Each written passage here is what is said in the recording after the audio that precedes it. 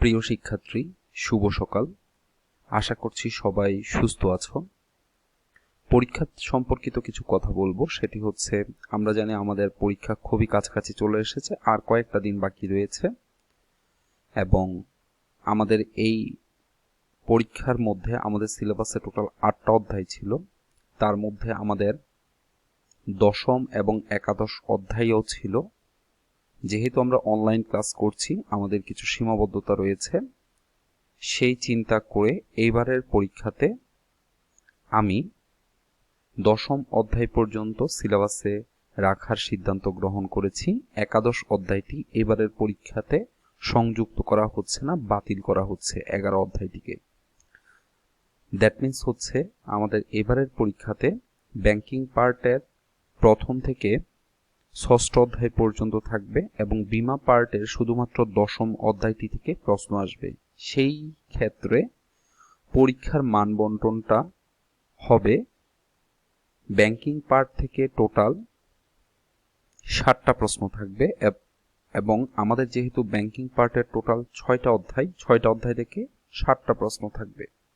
আর বিমার পার্টের যে একটি অধ্যায় পড়িয়েছি, দ্যাট মিনস হচ্ছে দশম অধ্যায়, এই দশম অধ্যায় থেকে 4টি প্রশ্ন থাকবে। দ্যাট মিনস এই একটি অধ্যায় থেকেই 4টি প্রশ্ন করা হবে। তোমাদের যেভাবে আনসার করতে হবে সেটি হচ্ছে বেসিক্যালি বোর্ড সিস্টেমে হচ্ছে ব্যাংকিং পার্ট থেকে 5টি প্রশ্নের উত্তর দিতে হয়, বিমা পার্ট থেকে 2টি প্রশ্নের উত্তর দিতে হয়, মোট 60টি প্রশ্নের উত্তর দিতে হয়। তাহলে তোমরা যেটা করবা সেটা হচ্ছে ব্যাংকিং পার্টের যে 60টি প্রশ্ন থাকবে, 60টি প্রশ্নের মধ্যে 5টি প্রশ্নের উত্তর দিতে হবে, আর বিমা পার্টের যে 4টি প্রশ্ন থাকবে সেই 4টি প্রশ্ন থেকে 2টি প্রশ্নের উত্তর দিতে হবে। তাহলে তোমাদের রিটেন পার্টে এই মানবন্টন অনুযায়ী হবে। আর 30টা এমসিকিউ থাকবে, যা যথারীতি ব্যাংকিং পার্টের 6টি অধ্যায় এবং বিমা পার্টের একটি অধ্যায়, টোটাল 60টা অধ্যায় থেকে এমসিকিউ বন্টন করা হবে। সো প্রিয় শিক্ষার্থীরা, তোমাদের সুবিধার্থের জন্য একটি অধ্যায় বাদ দেওয়া হলো এই পরীক্ষাতে। আশা করছি তোমরা বাকি অধ্যায়গুলো সম্পর্কে ক্লাস করেছো এবং তোমাদের নখদর্পণে আছে। সো পরীক্ষার জন্য প্রিপারেশন নাও। আমাদের পরীক্ষাটি অবশ্যই জুমের মাধ্যমে নেওয়া হবে। সো তোমাদের যাদের যাদের মোবাইল অথবা ল্যাপটপে জুম অ্যাপসটি ইনস্টল করা নেই, তারা অবশ্যই এটি ইনস্টল করে নাও। সাথে সাথে এটির ব্যবহার সম্পর্কিত যে ধারণা, সেই ধারণাটাও নিয়ে নিবে, যাতে পরীক্ষার সময় অহেতুক কোনো ধরনের বিড়ম্বনায় পড়তে না হয়। সো আজকের ক্লাসে আমি যে কাজটি করব সেটি হচ্ছে আমাদের দশম অধ্যায়ের কিছু জ্ঞানমূলক প্রশ্ন সম্পর্কে আমি আলোচনা করছি। তোমরা জানো জ্ঞানমূলক প্রশ্ন খুবই ইম্পর্ট্যান্ট একটা বিষয় আমাদের। আমরা টোটাল 60টা প্রশ্ন আনসার করতে হয় এবং 60টা প্রশ্নের মধ্যে 7 নাম্বারই থাকে কিন্তু জ্ঞানমূলক প্রশ্নের মধ্যে। আবার অনেক সময় জ্ঞানমূলক প্রশ্ন আর অনুধাবন প্রশ্ন প্রায় কাছাকাছি হয়ে যায়, যার কারণে জ্ঞানমূলক প্রশ্ন জানাটা খুবই ইম্পর্ট্যান্ট।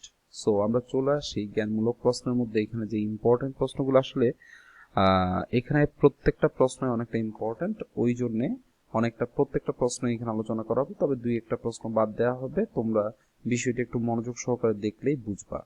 প্রথমে যে জ্ঞানমূলক প্রশ্নটা আমরা পড়ব সেটা হচ্ছে বীমা কি। আমরা জানি বীমা হচ্ছে একটা প্রতিরক্ষা ব্যবস্থা, ঠিক আছে?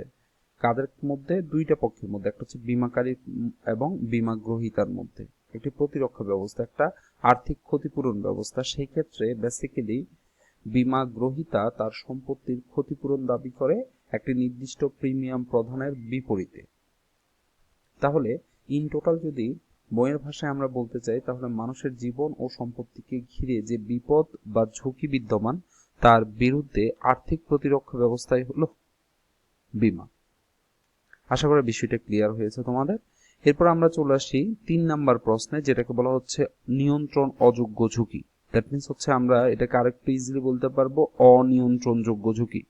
এটাকে আরো ইজিলি বলতে পারবো যেটাকে আমরা বলছিলাম অপরিহারযোগ্য ঝুঁকি, যেটাকে আমরা ইংলিশে আনকন্ট্রোলেবল রিস্ক বলছি। অপরিহারযোগ্য ঝুঁকি তোমাদের যাদের যাদের একটু মাথায় আছে, দেখবা আমরা ফার্স্ট পেপারে সিএপিএম এর সূত্র পড়েছিলাম। সিএপিএম এর সূত্রের লাস্ট যে এলিমেন্টটা ছিল সেটা হচ্ছে বিটা ছিল, এবং বিটা দ্বারা কিন্তু আমরা সিস্টেমেটিক রিস্ক মেজার করতাম।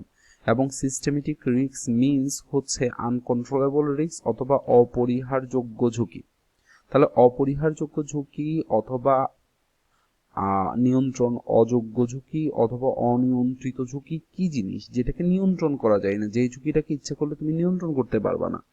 বলা হচ্ছে যে ঝুঁকিকে বীমা ব্যবস্থায় আর্থিক প্রতিরক্ষার মাধ্যমে নিয়ন্ত্রণ করা যায় না তাকে নিয়ন্ত্রণ অযোগ্য ঝুঁকি বলা হয়। এরপর আমরা চলে আসি নৈতিক ঝুঁকি বা মোরাল রিস্ক কাকে বলে। নৈতিকতা বলতে আমরা কিন্তু চরিত্রকেই বেসিক্যালি বুঝিয়ে থাকি। যে মানুষের চরিত্র নষ্ট হয়ে গেছে তার কিন্তু নৈতিকতা বলতে আর কিছুই অবশিষ্ট থাকে না। তাই এই ক্ষেত্রে বলা হচ্ছে বীমা গ্রহীতার চরিত্র বা পার্শ্ববর্তী লোকদের কার্যকলাপ থেকে সৃষ্ট বিপদের ঝুঁকিকেই নৈতিক ঝুঁকি বলা হয়ে থাকে। এরপরে চলে আসে বীমা চুক্তি কি। বীমা চুক্তি আসলে বিষয়টা হচ্ছে, বীমা চুক্তি হচ্ছে একটা লিখিত হতে পারে, অথবা আমরা সাধারণত জানি চুক্তি লিখিত হতে পারে, মৌখিক হতে পারে, লিখিত নিবন্ধিত হতে পারে, কিন্তু বীমা চুক্তিটা অবশ্যই লিখিত হতে হবে। বলা হচ্ছে প্রিমিয়ামের বিনিময়ে অন্যের ঝুঁকি নিজের কাঁধে নেয়ার জন্য বীমাকারী ও বীমা গ্রহীতার মধ্যে যে চুক্তি সম্পাদিত হয় তাকেই বীমা চুক্তি বলা হয়। বেসিক্যালি অন্যের ঝুঁকিটা হচ্ছে বীমা গ্রহীতার, আর যে কাঁধে নেয় সে হচ্ছে বীমাকারী, আর তার বিপরীতে বীমাকারীর লাভ হচ্ছে যে প্রিমিয়াম গ্রহণ করা। এরপরে অনেক ইম্পর্ট্যান্ট একটা জ্ঞানমূলক প্রশ্ন, যেটাকে বলা হচ্ছে বীমাযোগ্য স্বার্থ কি। বলা হচ্ছে বীমাযোগ্য স্বার্থ বলতে যেটা বোঝায় সেটা হচ্ছে যে বীমা গ্রহীতার আর্থিক স্বার্থ।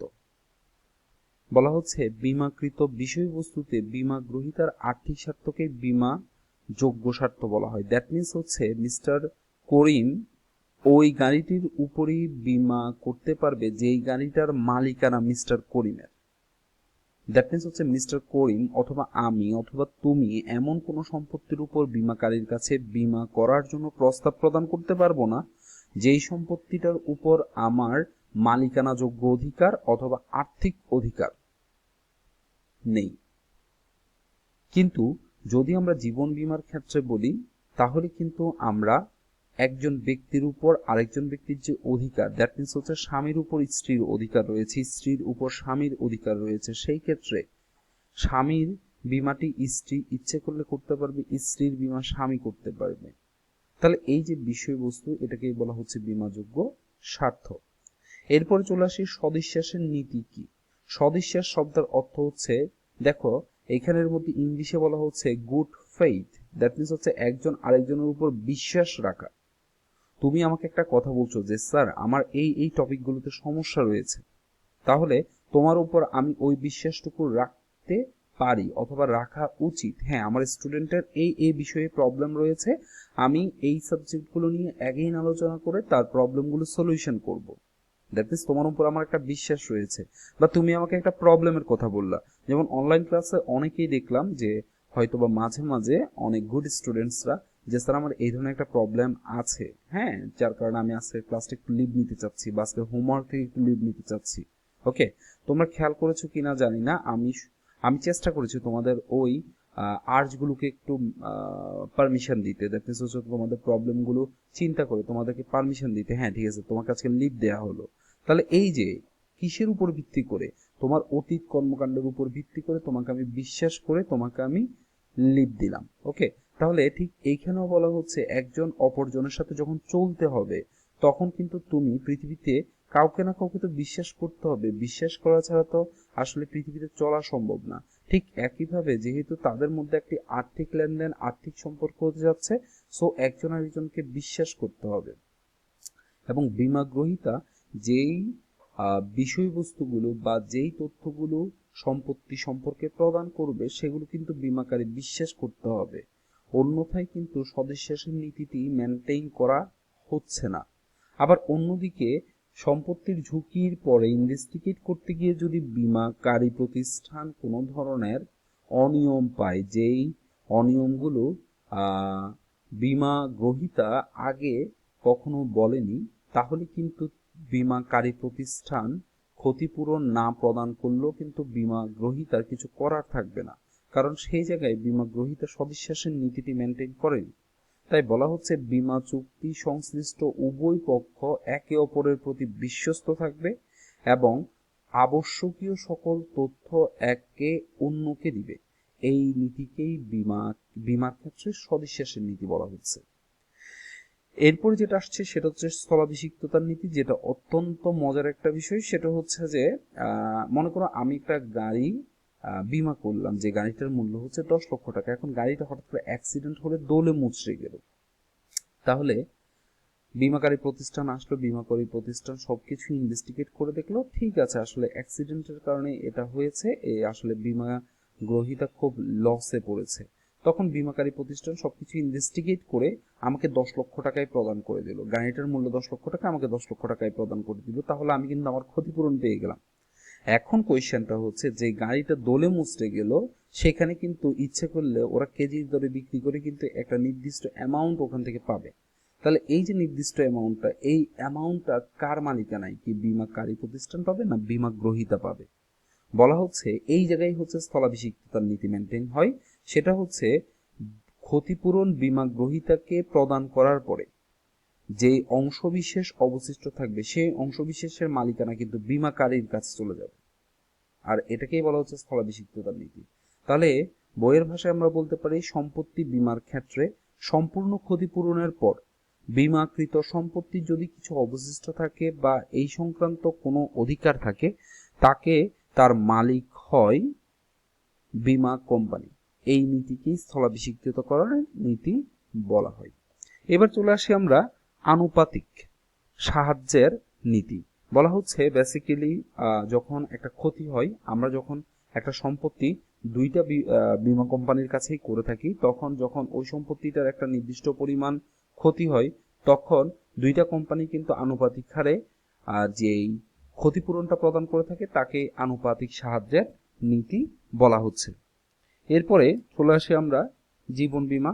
মানুষের জীবনের উপর সম্পাদিত বীমা চুক্তিকেই জীবন বীমা বলা হয়। জীবন নিয়ে যে বীমা করা হয় তাকে জীবন বীমা বলা হয়। নৌ বীমা, নৌ বীমার ক্ষেত্রে সাধারণত তিনটে বিষয়ের উপর বীমা করা হয়। একটা হচ্ছে যে জাহাজ, একটা হচ্ছে জাহাজস্থ পণ্য, আর একটা হচ্ছে মাসুল, মানে হচ্ছে যে জাহাজের ভাড়া। এই তিনটে বিষয়ের উপর যে বীমা করা হয় তাকেই কিন্তু এখানের মধ্যে আমাদের নৌ বীমা বলা হচ্ছে। এবার চলে আসি দায় বীমা। দায় বীমা হচ্ছে বিপদ বা দুর্ঘটনার ফলে সৃষ্ট দায়ের ঝুঁকি চুক্তির মাধ্যমে বীমা কোম্পানির উপর ন্যস্ত করা হয়ে থাকে, তাকে দায় বীমা বলা হচ্ছে। এরপরে চলে আসে বিশ্বস্ততার বীমা। দ্যাট মিনস হচ্ছে কাউকে বিশ্বাস করার পরে যদি ধোঁকা খাওয়া হয়, দ্যাট মিনস ওই ধোঁকা খাওয়ার কারণে যেই ঝুঁকির সৃষ্টি হয় সেই ঝুঁকিটা আর্থিক ঝুঁকি যাতে ক্ষতিপূরণ পাওয়া যায় তাকে বিশ্বস্ততার বীমা বলা হয়। দ্যাট মিনস কারো প্রবঞ্চনা বা অসাধুতা থেকে সৃষ্ট বিপদের ঝুঁকি থেকে নিষ্কৃতির জন্য যে বীমা করা হয় তাকেই সাধারণত বিশ্বস্ততার বীমা বলা হয় বা ফিডিলিটি ইন্স্যুরেন্স বলা হচ্ছে। এরপর আমরা চলে আসছি জীবন বীমা কর্পোরেশন কি বাংলাদেশ সরকারের মালিকানাধীন পরিচালিত জীবন বীমা সংশ্লিষ্ট একক প্রতিষ্ঠানটিই হলো জীবন বীমা কর্পোরেশন। আমরা কিন্তু পথঘাটে কিন্তু জীবন বীমা কর্পোরেশনের অনেকগুলো অফিস দেখতে পাই, তোমরা যদি একটু চোখ কান খোলা রাখো। জীবন বীমা কর্পোরেশন, সাধারণ বীমা কর্পোরেশন, চৌমুহনীতে সাধারণ বীমা কর্পোরেশনের অফিস রয়েছে, ঠিক আছে। এরপর চলে আসি আমরা সাধারণ বীমা কর্পোরেশন। বলা হচ্ছে বাংলাদেশ সরকারের মালিকানাধীনে পরিচালিত সম্পত্তি বীমা। তাহলে জীবন বীমা হচ্ছে জীবন নিয়ে যে বীমাগুলো হয়ে থাকে সেটাকে বলা হচ্ছে জীবন বীমা। এটাও বাংলাদেশ সরকারের মালিকানাধীন। আমার সাধারণ বীমা কর্পোরেশনও কিন্তু বাংলাদেশ সরকারের মালিকানাধীন, তবে সাধারণ বীমা কর্পোরেশন কিন্তু অন্য যে সম্পত্তিগুলো রয়েছে সেই সম্পত্তিগুলোর উপরেই বীমা করা হয়ে থাকে। এই জায়গায় বলা হচ্ছে বাংলাদেশ সরকারের মালিকানাধীন পরিচালিত সম্পত্তি বীমা সংশ্লিষ্ট একই প্রতিষ্ঠানটি হলো সাধারণ বীমা কর্পোরেশন। দ্যাট মিনস হচ্ছে জীবন ছাড়া অন্যান্য যে বীমাগুলো রয়েছে সেই বীমাগুলো দিয়ে কিন্তু বীমা সাধারণত দুই ধরনেরই হয়।